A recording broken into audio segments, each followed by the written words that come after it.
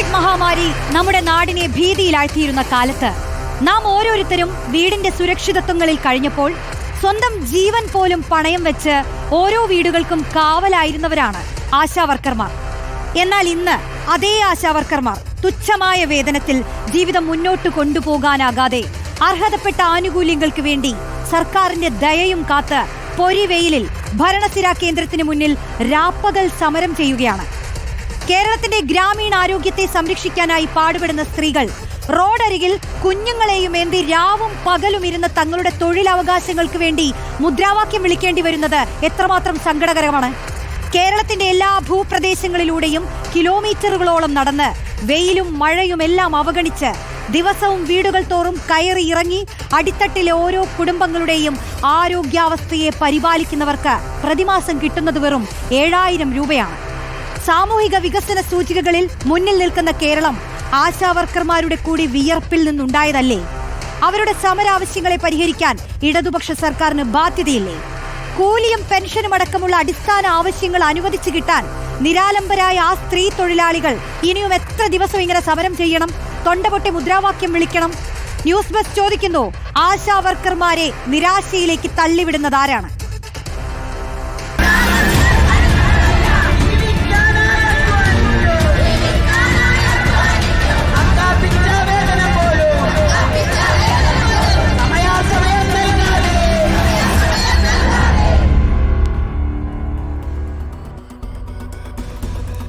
ആശയറ്റ ആശമാരാണ് ദിവസങ്ങളോളം ഭരണസിരാ കേന്ദ്രത്തിന്റെ നടുക്ക് ഈ സമരം തുടർന്നുകൊണ്ടിരിക്കുന്നത്. അവരുടെ സമരം ഇപ്പോഴും തുടരുകയാണ്.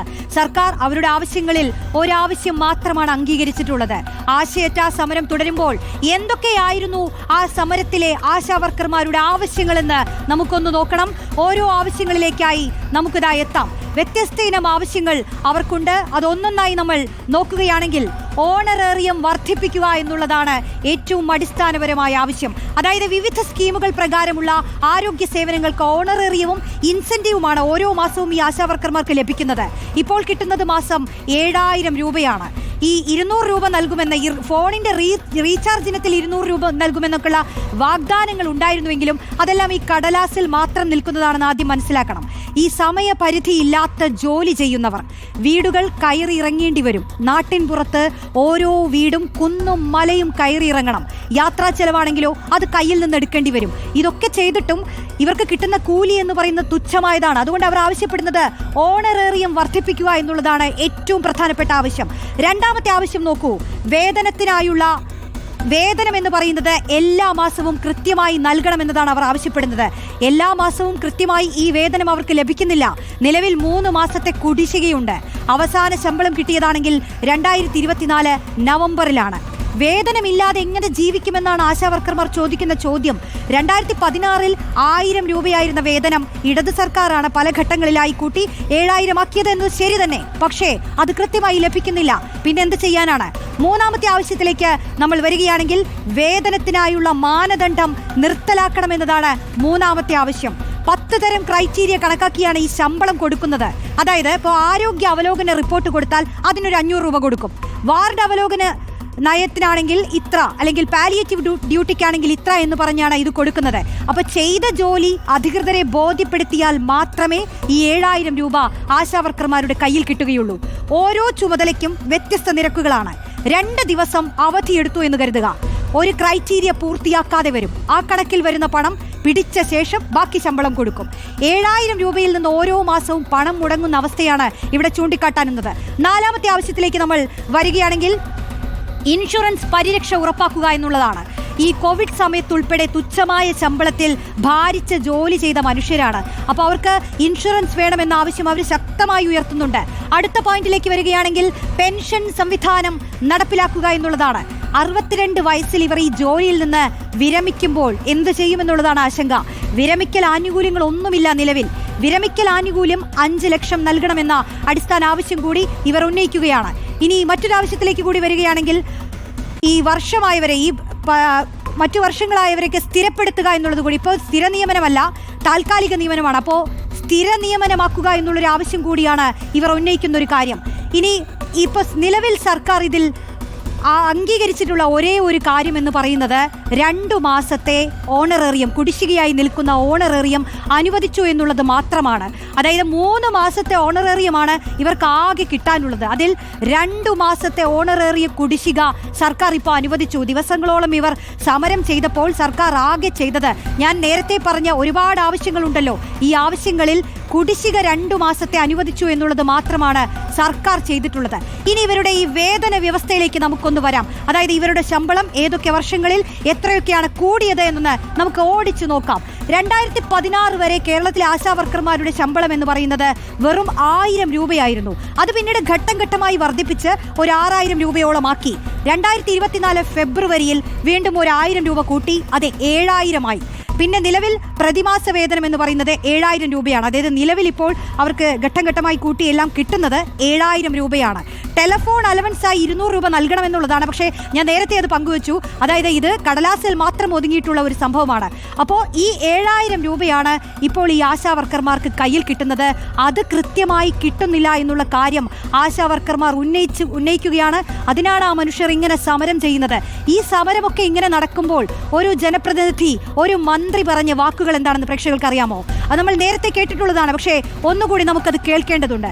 ആശാവർക്കർമാരുടെ സമരം രാഷ്ട്രീയ പ്രേരിതമെന്നായിരുന്നു ധനമന്ത്രി KN ബാലഗോപാൽ കഴിഞ്ഞ ദിവസങ്ങളിൽ പറഞ്ഞത്. ആരോ കുത്തിയിളക്കി വിട്ടതാണെന്ന് ധനമന്ത്രി പറയുകയുണ്ടായി. വലിയ പ്രതിഷേധമാണ് ഈ പ്രതികരണം ഉണ്ടാക്കിയിട്ടുള്ളത്. ആ പ്രതികരണം ഒന്ന് കേൾക്കൂ. ഈ പറഞ്ഞ ആശാവർക്കർമാരെ കൊണ്ട് സംഘടിപ്പിച്ചു വരുന്ന ആളുകൾ അവരോട് പറയണ്ടേ, ഇത് നരേന്ദ്രമോദി ഗവൺമെൻറ് അവിടുന്ന് ഒരു പണവും കൊടുക്കുന്നില്ല, രാഷ്ട്രീയമായിട്ട് അവരെ ഉപയോഗിക്കാൻ വേണ്ടി അവർ ശ്രമിക്കുന്നതായിരിക്കും. എന്തായാലും നമ്മുടെ സാധാരണപ്പെട്ട ഈ ആശാവർക്കർമാരുടെ കാര്യത്തിൽ കേരള ഗവൺമെൻറ്റിനും LDFനും ഉള്ളതിൻ്റെ അത്രയൊന്നും താല്പര്യം ഇതിനകത്ത് അവരെ കുത്തിയിളക്കി വിടുന്ന ഏജൻസികൾക്കില്ല എന്നുള്ള കാര്യം അവർ മനസ്സിലാക്കുമെന്നാണ് ഞാൻ കരുതുന്നത്. ആരാണ് ഇവരെ സമരത്തിനായി കുത്തിയിളക്കി വിടുന്നത് എന്നുള്ള ചോദ്യമാണ് മന്ത്രിയോട് പല ആശാവർക്കർമാരും പിന്നീട് ചോദിച്ചത്. തങ്ങളുടെ ആവശ്യങ്ങളാണ്, തൊഴിലവകാശങ്ങളെ കുറിച്ചാണ് ആ മനുഷ്യർ ചോദിക്കുന്നത്.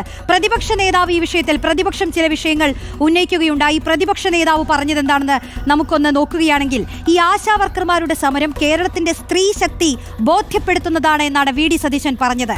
മിനിമം 27,000 രൂപയെങ്കിലും ഇവർക്ക് കൊടുക്കണമെന്ന് പ്രതിപക്ഷ നേതാവ് പറയുകയുണ്ടായി.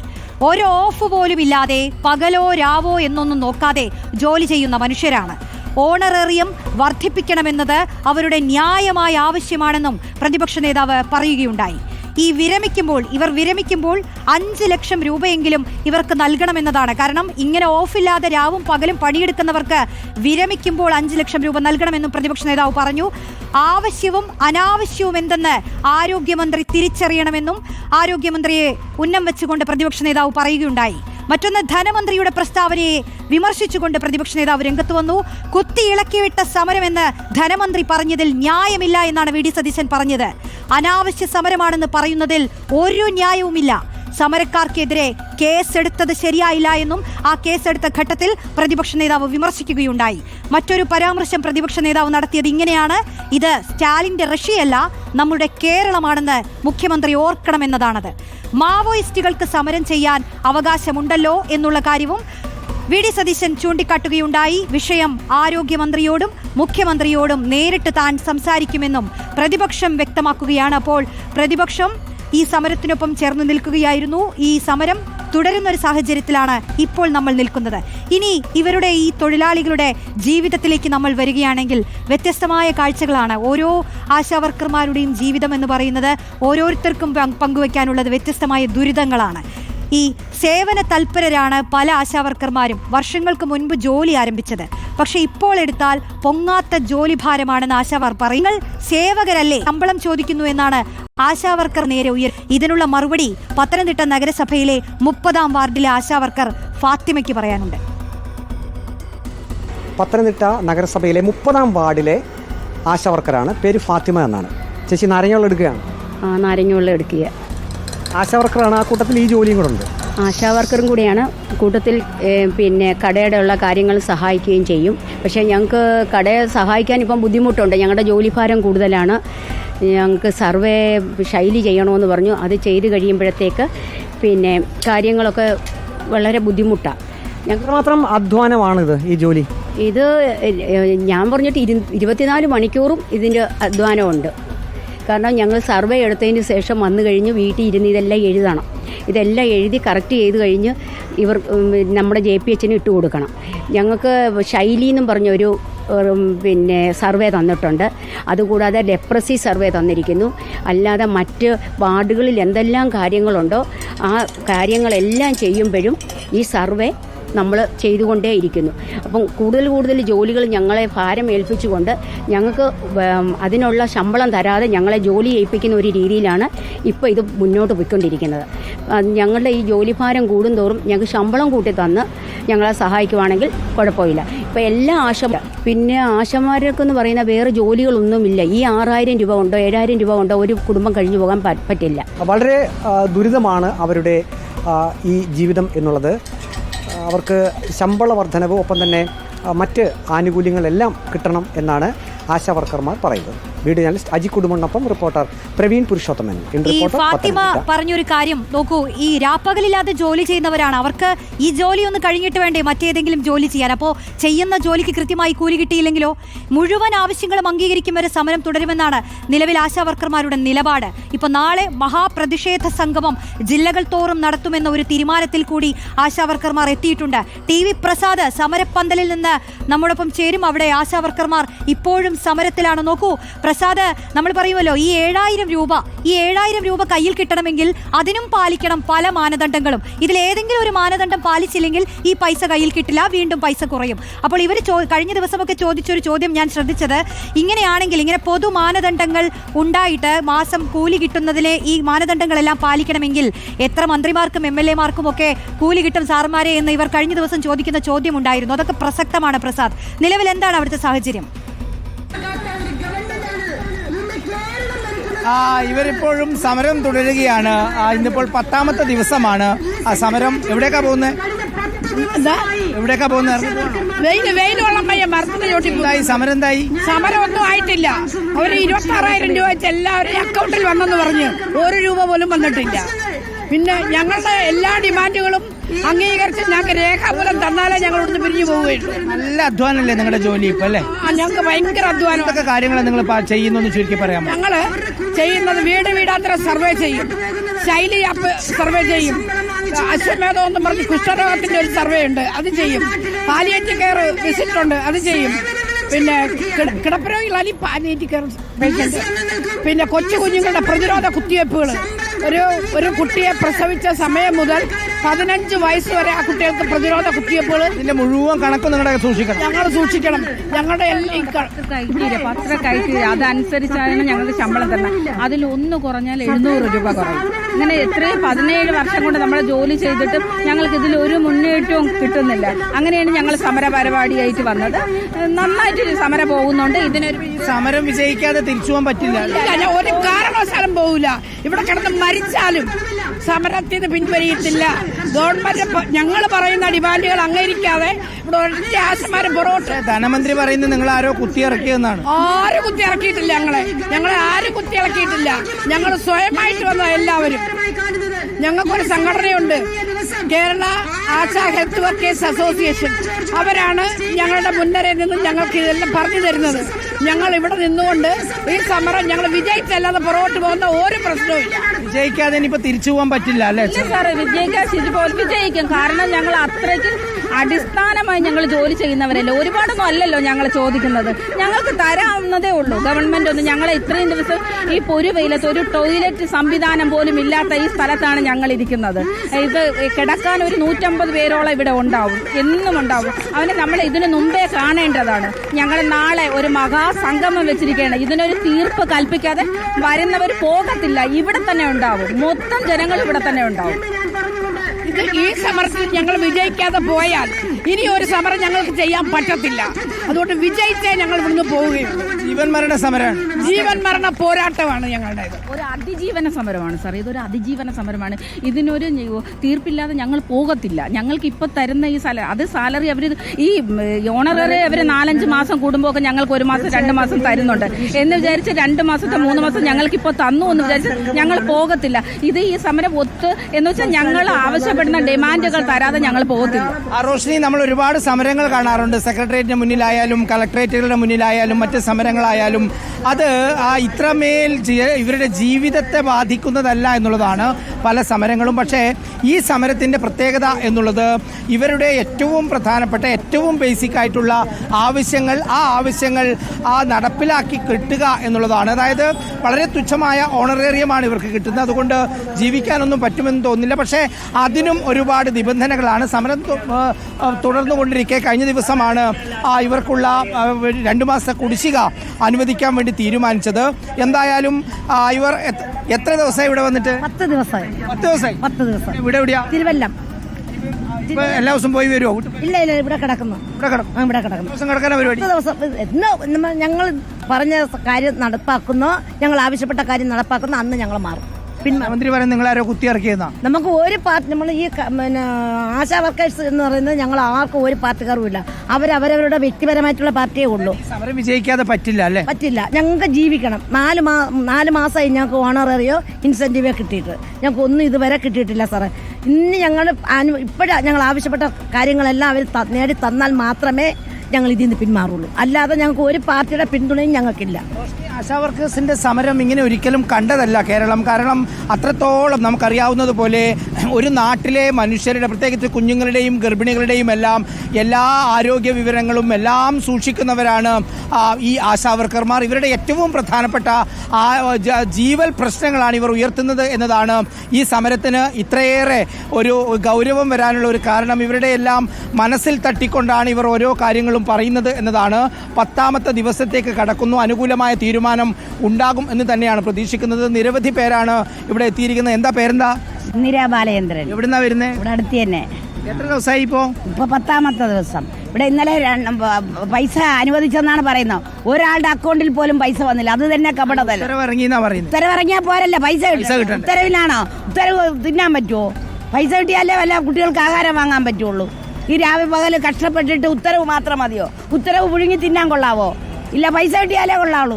പൈസ കിട്ടി എല്ലാ അവകാശങ്ങളും ഞങ്ങളുടെ പറയുന്ന എല്ലാം കിട്ടിയാലേ ഇവിടെ നിന്ന് പോവുള്ളൂ. മാത്രം അധ്വാനിക്കുന്നുണ്ടല്ലോ നിങ്ങൾ. രാവിലെ നേരം വെളുക്കുമ്പോൾ മഴയത്തും വെയിലത്തും ഇറങ്ങി നടന്ന് കഷ്ടപ്പെട്ട് ഓരോ വീടാന്തരം കയറി ഇറങ്ങിയാ ജോലി ചെയ്യുന്നത്. കോവിഡിന്റെ സമയത്ത് നമ്മളെല്ലാവരും അത് കണ്ടിട്ടുണ്ട്. കോവിഡിന്റെ സ്ഥലത്ത് എല്ലാ ആളുകൾക്കും അറിയാമല്ലോ. ആരും പുറത്തിറങ്ങാത്ത സമയത്ത് ആശാ വർക്കേഴ്സാണ് ഓരോ വീട് തോറും കയറി ഇറങ്ങിയത്. എത്രയോ വീട്ടുകാർ അവർക്ക് സ്വന്തം മക്കളെയും ഭർത്താവിനെയും അമ്മയും നോക്കാതെ പോലും നാട്ടുകാരെ നോക്കാൻ നടന്നു. അതൊക്കെ മനസ്സിലാക്കണ്ടേ ഗവൺമെന്റ്?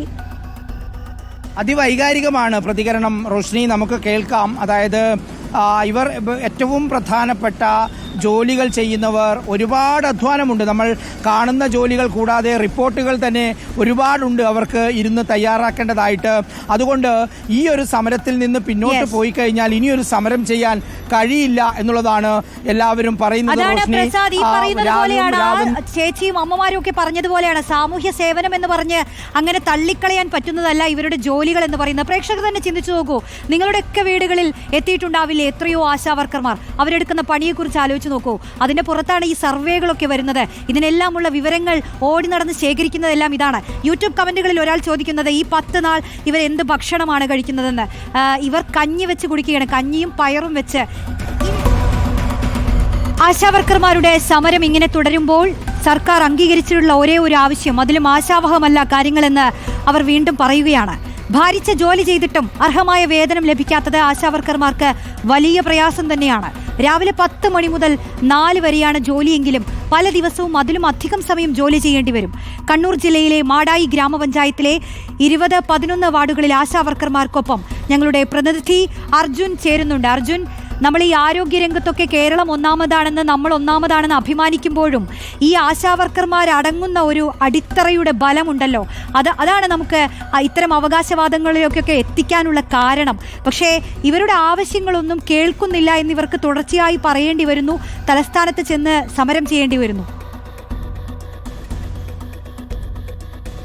തീർച്ചയായിട്ടും റോഷ്നി സൂചിപ്പിച്ചതുപോലെ തന്നെ ആരോഗ്യരംഗത്ത് നമ്പർ 1 കേരളമെന്ന് ആവർത്തിച്ച് മന്ത്രിമാരും അതുപോലെ തന്നെ മുഖ്യമന്ത്രിയും മറ്റ് ജനപ്രതിനിധികളെല്ലാം അഹങ്കാരം കൊള്ളുമ്പോൾ, നമ്മളുൾപ്പെടെ അഹങ്കാരം കൊള്ളുമ്പോൾ അതിൻ്റെ അടിസ്ഥാനപരമായിട്ടുള്ള കാരണം ഏറ്റവും താഴെത്തട്ടിൽ വാർഡ് തലം മുതൽ തന്നെ പ്രവർത്തിക്കുന്ന ആശാവർക്കർമാർക്ക് അതിനകത്ത് വലിയൊരു പങ്കുണ്ട് എന്നുള്ളതാണ്. നമ്മളോടൊപ്പം ഉള്ളത് മാടായി ഗ്രാമപഞ്ചായത്തിലെ 20-11 വാർഡുകളിലുള്ള ആശാവർക്കർമാരായിട്ടുള്ള സുനിതയും ലതയുമാണ്. ഇത് ഒരു ദിവസം നിങ്ങൾ ജോലി ചെയ്യുക എന്ന് പറഞ്ഞാൽ ഒരു ഭാരിച്ച ജോലിയാണ്. ഏകദേശം 500-ലധികം വീടുകൾ കയറി ഇറങ്ങേണ്ടതുണ്ട്. അതിന് പുറമെ സർവേ എടുക്കേണ്ടതുണ്ട്. അങ്ങനെ എന്തൊക്കെ ജോലികൾ നിങ്ങൾ ചെയ്യേണ്ടി വരുന്നുണ്ട്? ഒരു ദിവസമാണെങ്കിൽ നമ്മളിപ്പോൾ രാവിലെ 9 മണിക്ക് പോയി കഴിഞ്ഞാൽ ചിലപ്പോൾ 4 മണി വരെ എടുക്കേണ്ട സമയങ്ങൾ ഉണ്ടാകാറുണ്ട്. പിന്നെ നമുക്ക് ആദ്രം ഡ്യൂട്ടി, ഇമ്മ്യൂണൈസേഷൻ, പാലിയേറ്റീവ്, പിന്നെ ക്ലോറിനേഷൻ, ഇപ്പോൾ ശൈലി ആപ്പ് എന്ന് പറഞ്ഞിട്ട് അങ്ങനെയുണ്ട്. പിന്നെ LCDC, പിന്നെ സർവേ അങ്ങനെ ക്യാൻസർ സർവേ, ക്യാൻസറിൻ്റെ ഇപ്പോൾ പറഞ്ഞിട്ടില്ല, ഇപ്പോൾ നിലവിൽ പറഞ്ഞു വെച്ചതേ ഉള്ളൂ. പിന്നെ അങ്ങനെയുള്ള കുറേ സർവേകൾ അങ്ങനെയൊക്കെ നമുക്ക് ഇപ്പോൾ നടന്നുകൊണ്ടിരിക്കുന്നുണ്ട്.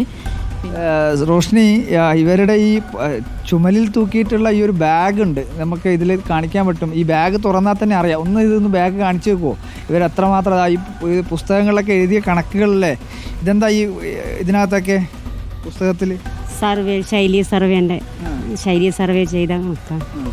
ഇതിങ്ങനെ എല്ലാ ദിവസവും ഓരോ വീട് കയറി ഇറങ്ങി എടുക്കണം. അത് ശൈലി നമ്മൾക്ക് നെറ്റ് കിട്ടുന്നില്ലെങ്കിൽ ഒരു 10-11 അത്രേ ആവുന്നില്ല ഒരു ദിവസം. മൊബൈൽ നെറ്റ്വർക്ക് ഇല്ല എങ്കിൽ അതും ബുദ്ധിമുട്ടാണ്. നിങ്ങളെ ഇപ്പോൾ സമരം തിരുവനന്തപുരത്ത് നടക്കുന്നുണ്ട്. അപ്പോൾ ഈ വേതനം നിങ്ങൾക്ക് അർഹതപ്പെട്ട, എടുക്കുന്ന ജോലിക്ക് അർഹതപ്പെട്ട ഒരു വേതനം അല്ല നിങ്ങൾക്ക് ലഭിക്കുന്നത്? അല്ല, ഇതിൽ സമരം തുടങ്ങിയിട്ടില്ല. നമ്മൾ സമരം കണ്ണൂരിൻ്റെ ഇതിൽ തുടങ്ങണത്രേ. മറ്റേ ആശമാർ നടത്തുന്ന സമരമാണ് അവിടെ നടന്നുകൊണ്ടിരിക്കുന്നത്. പക്ഷേ അതെല്ലാ ആശമാർക്കും വേണ്ടിയുള്ള സമരമായിരുന്നു. പക്ഷെ നമ്മൾ ഇപ്പം പറയുന്നത് ഫിക്സ്ഡ് ഈ ഇൻസെൻറ്റീവ് ഓണററി അല്ലാണ്ട് നമ്മളെ സർക്കാർ ജീവനക്കാർ പ്രഖ്യാപിക്കാൻ പഠിക്കാൻ നമ്മൾക്കുള്ള ഇത്.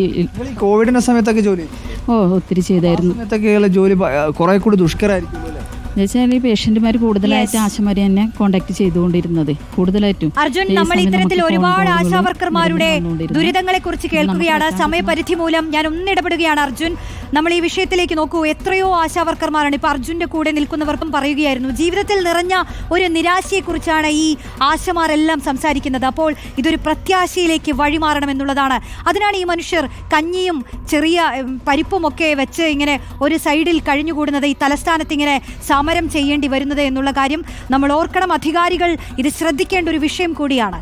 ഇന്നത്തെ ന്യൂസ് ബസ് ഇവിടെ അവസാനിക്കുകയാണ്.